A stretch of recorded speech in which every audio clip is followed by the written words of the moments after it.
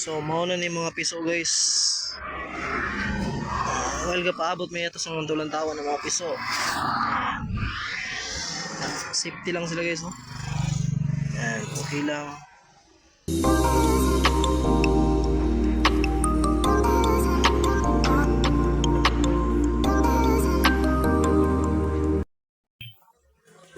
So good afternoon guys. Yan na, meron na naman tayong collection sa ating mga itlog, no? So yan, kunin ko lang muna tong nagningitlog. Yan, kunin ko lang, may 3 piraso. Okay. Ilulunod kagad natin sa incubator. Diretso na to. Yan. Diretso na yan. Tapos ito yung kaninang pinatuyo natin, no? Yan. Ilulod na natin. So, nilipat ko pala yung incubator dito guys. Yung extra incubator natin. So, nilipat ko dito, no? Yan. Tapos ito yung setup ko. Lagyan ko ng mga wirings dito lang. Yan. Ito ko nilipat kasi masikip na dun sa kwarto, no? Marami ng mga dun. Sige. Baka meron pa. Isasama natin lahat. Ilulod natin lahat. Okay, wala na. Dito, baka dito. Yan. Tingnan ko nga, tignan ko. Yan, wala. So, wala na. Yan. Kanina, may nangitlog kanina. Ito, isa. Yan. Yung nangitlog kanina ng isa, no?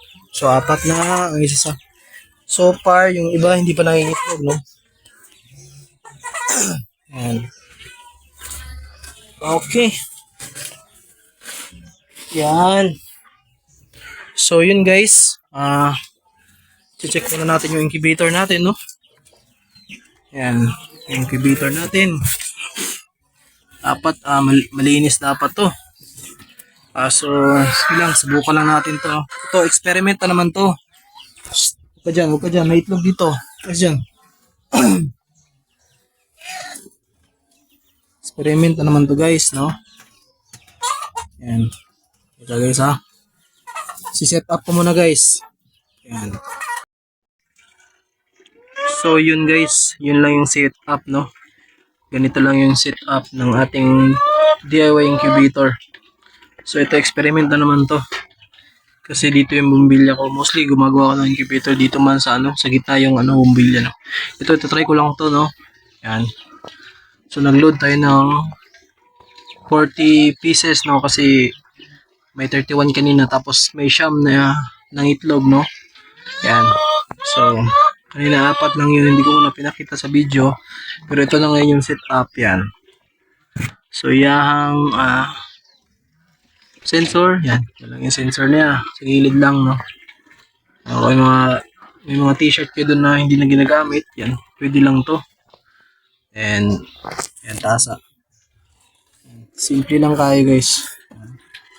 Kaya ayusin ko pa to, no, kasi parang malalaglag. Yan. Yan. Yan lang guys, no. I-close natin guys. Simple lang. Yan lang pag-close. I-close natin. Kulit ng mga manok na to. Ang kukulit. So yun guys. Ganyan lang. So ganyan yung nasa labas niya, no. Ganyan sa labas, no. Makikita niya talaga yung loob. Diba? Napakagandang tignan, no. Yan, para humidity yan. Yung purpose ng tasa na yun, no? Para humidity. So, yun lang, no? Napaka-basic lang. Yan. Diba? Napaka-basic lang. Yan, no? Ating asel. Laki, no? Ito, mangitog na naman to. May itlog ng iba. Parang, dapat lagyan ko itong dito. Delikado, eh. Gumagalaw, eh. Mga galaw dapat lagyan ko ng lock to. Mga galaw kasi yan. Basic lang, no? Napakaganda lang ng simple lang.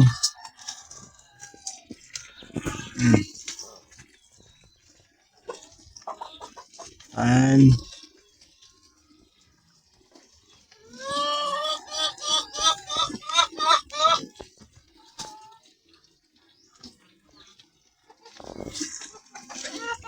Ito yung reading niya guys. Oh.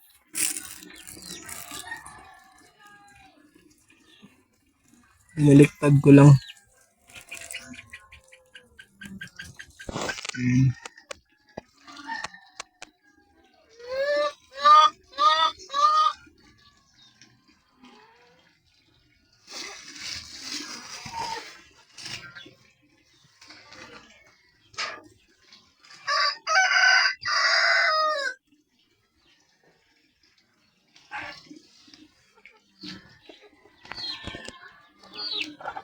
Parang malayo yung sensor niya eh.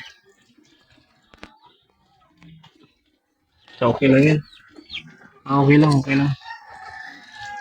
Yan. So, yun lang no. Basic na basic lang. Tapos ito guys, yung mga karton na to eh, ito yung lalagyan natin ng mga piso mamaya no, mga chicks. Kay magdi-deliver tayo no.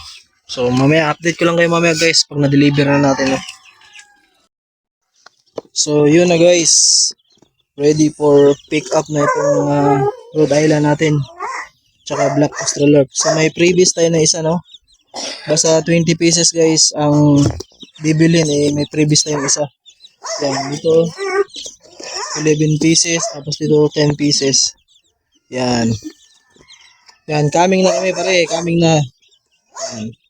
So, update lang mamaya guys no kung bibili na to. Sige. So, yun. Waiting lang sa ka-meet up namo no. Ako yung Gino. Guys. Waiting kami sa among ka-meet up eh. Palito na niya itong among mga manok. So, na-adre itong mga piso ron guys. So, mauna ni mga piso guys. Well, paabot may ito sa mga tulang tawa ng mga piso. Safety lang sila guys, no? Yan, okay lang. Hindi naman sila na-stress sa biyahe. Yan guys. Yan, no? So, 21 pieces to lahat, no? May previous na isa.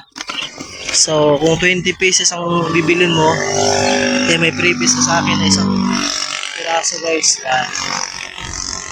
Hintay lang tayo sa buyer.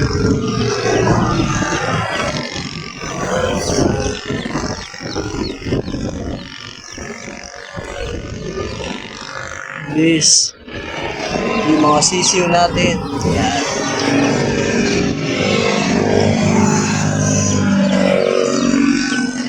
Dito tayo ngayon sa